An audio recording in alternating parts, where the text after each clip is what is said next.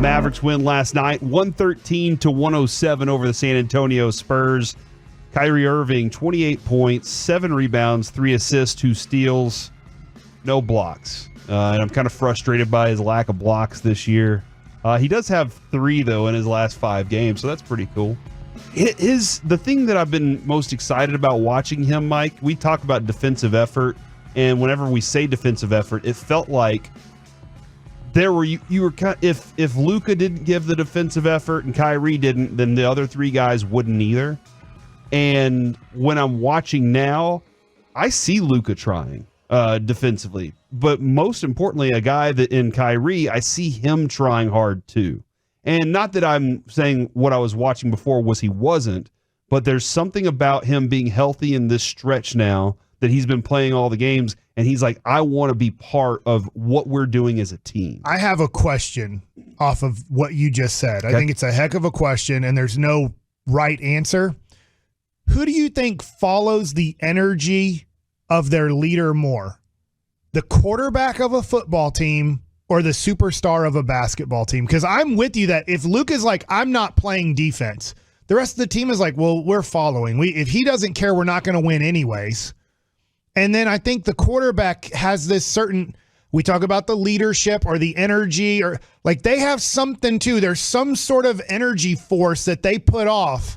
And if they seem to be nervous or not playing at their best, or then it's like the rest of the team follows that energy. That's a great, Mike, I love what you just said, because when we talked with Danny Duffy, okay, the pitcher, he brought up, and we kind of talked about this a little bit, he brought up Boch being the perfect manager for a team. And he compared it to the Iditarod.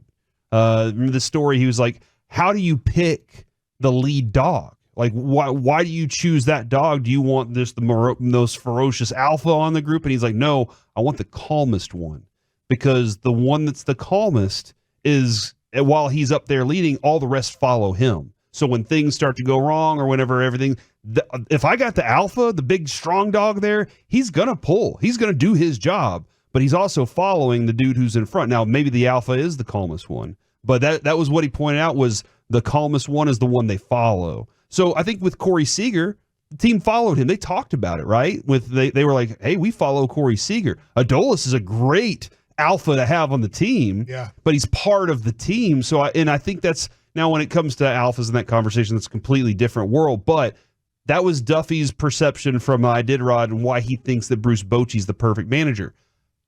When you look at Patrick Mahomes, he's the perfect quarterback for championship-winning teams.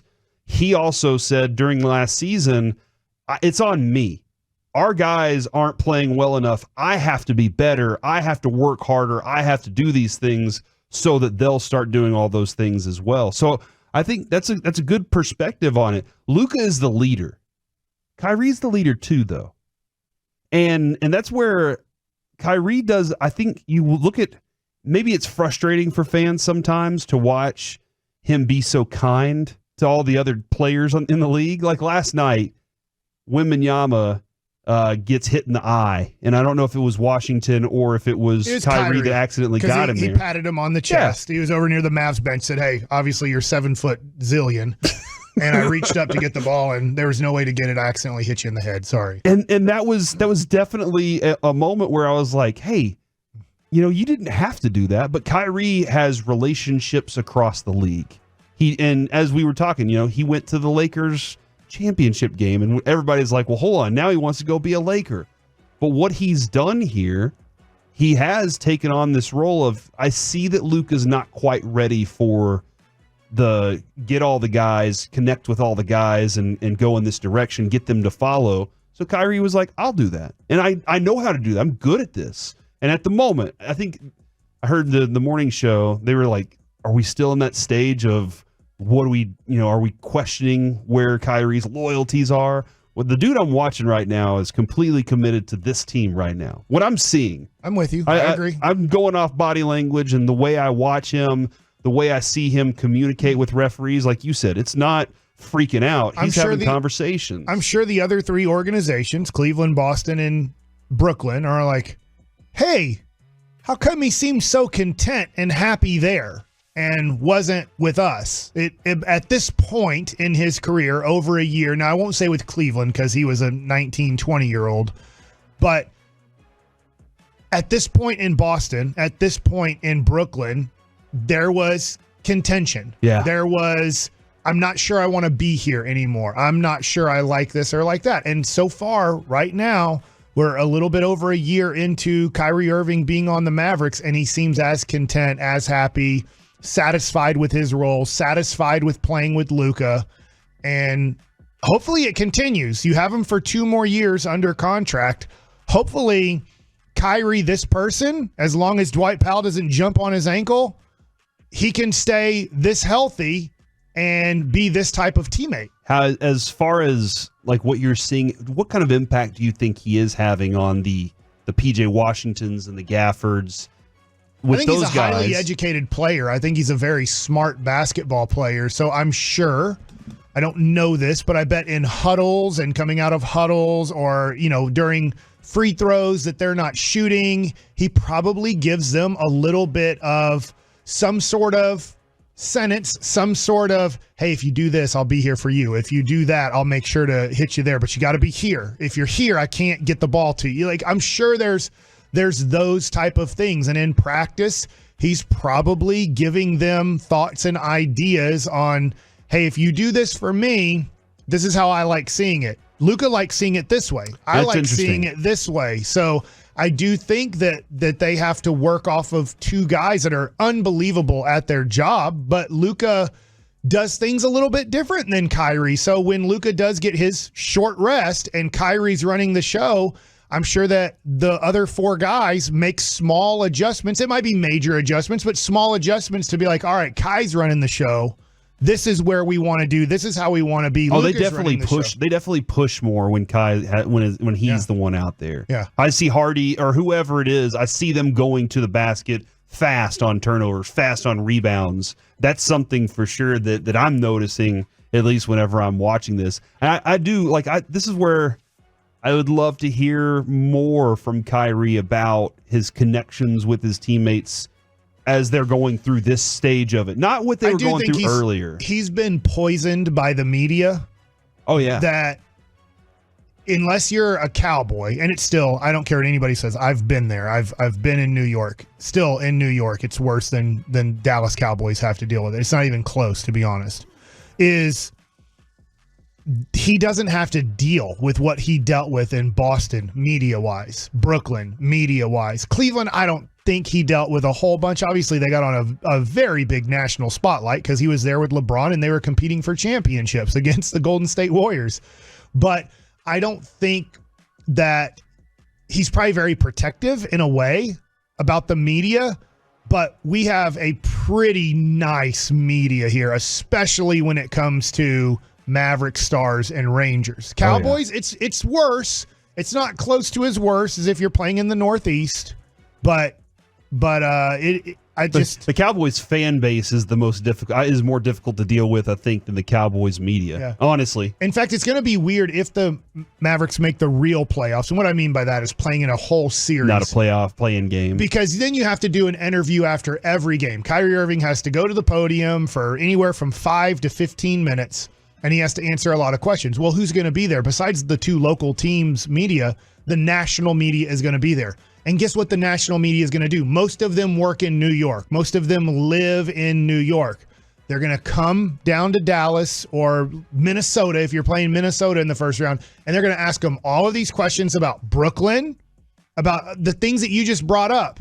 And Kyrie's going to go, I've been away from that situation for 18 months. Why are we bringing that up? And I hope that it doesn't become a small distraction. I think Kyrie's such a professional, great player, but that all of a sudden the national media is going to come to the Mavericks playoff series and ask Kyrie about Brooklyn and all the other stuff. I'll just say all the other stuff that has gone along with Kyrie over the years. And I would say it's not fair, but it's going to happen. I would say, so here's when we were discussing that, I think that Kyrie is the calming presence leader on the team right now. And I think that Luka doesn't mind that. That's something that I think is interesting, too. We talked about how Luka might be learning from Kyrie just on that one play where he got his shot blocked from behind. He thought he got fouled, but he said he acted way more like Kyrie. All of a sudden, I was like, he's acting like Kyrie Irving right now. Yeah. It's like, I think I got fouled. I'm not happy with it. I said one little thing to the ref, but not much at all. Didn't show a lot of body language energy in this disappointment, and then put his hands up, got Maxi Kleber in the right position, and then hit Hardaway off of a pick in the corner for an assist 3-point. And I was like, that looked like the way Kyrie handles bad calls, not the way Luka handles bad calls. But Luka, the different thing that I think about it is Luka kept it in his mind. I think Kai lets it go a lot of times and just is like, all right, what's the next play? Guys, we have to focus on this. Luka kept it there and was like, I'm going to put this 3-dagger in his face. And I like that. I like the assassin part of Luka where he's thinking that way. We found that out through Michael Finley with Grant Williams. All you got to do is really tick him off, and then he embarrasses you. So I don't mind, to your point, if he feels ticked off as long as he uses that energy in a good way. But I also, and I'm not saying this was a master plan on Nico's part or a master plan on Jason Kidd's part, because it has taken a while for this to look this way. I mean, it did take them getting talent and having guys who could actually, adding Derek.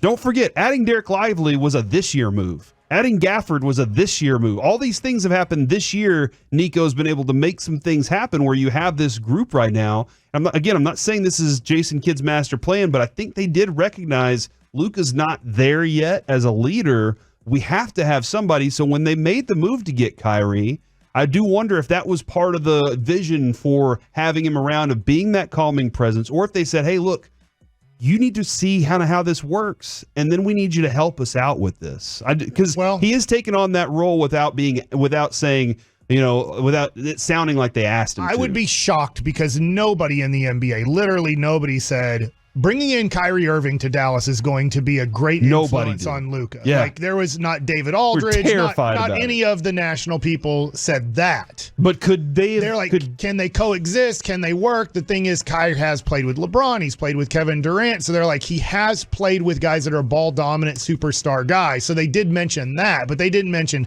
Kyrie's going to come in here and be such a great leader for the team. Now, there's two things that have happened in Mark Cuban's career that he effed up beyond belief, in a way. And that was letting Steve Nash go to Phoenix. Yes. And letting Jalen Brunson go to New York. 2 point guards, two guys that were major contributors to playoff teams. Jalen helped lead a team to the Western Conference Finals, and then you lose them in the offseason. Now, maybe that was already done by the All-Star break, that Jalen had moved on. I don't want to get into that discussion and what happened there, but those are two effed up beyond belief situations in the NBA, that you let guys of that caliber just leave your organization with no compensation.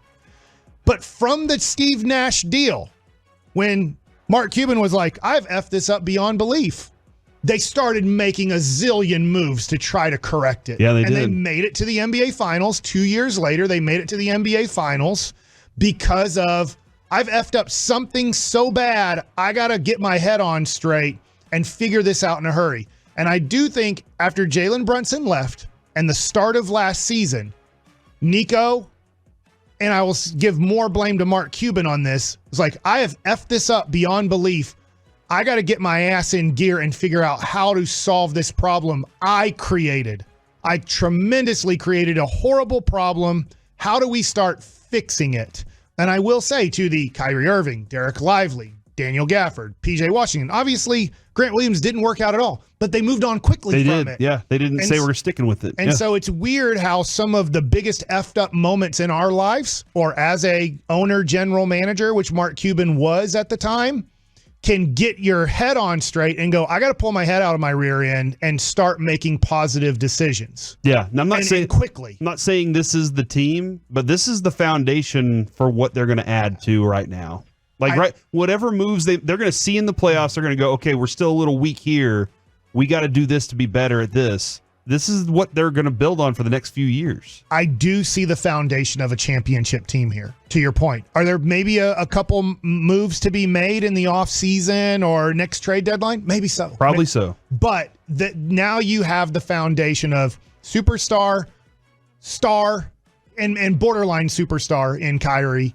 And then you have two great athletic centers, one that should keep getting better with age in Derek Lively, and some really nice role players around this. That's the core of a championship team. Now, maybe a few more tweaks, and you get it. Maybe what we talked about with Luka, and he's maturing. Maybe Luka taking that next mature step because his game is beyond belief offensively. Because Kyrie had such a great game last night. He doesn't come close to when Luka has a great game offensively. Right. And nothing against Kai. Kai is one of the best players in the NBA. But when Luka has a great game, you're looking at 45, 12, and 15, stuff like that, where you're just like, dude, I get it. It's a different game than 10 years ago, 20 years ago, but dudes that when they have good games usually don't go for mid-40 triple doubles, and that's what he does when he's on. That is for sure. And like you said, Mike, you can tweak it and it might go even better. Could also go terribly wrong. We'll see. Now we'll keep an eye on how it all goes.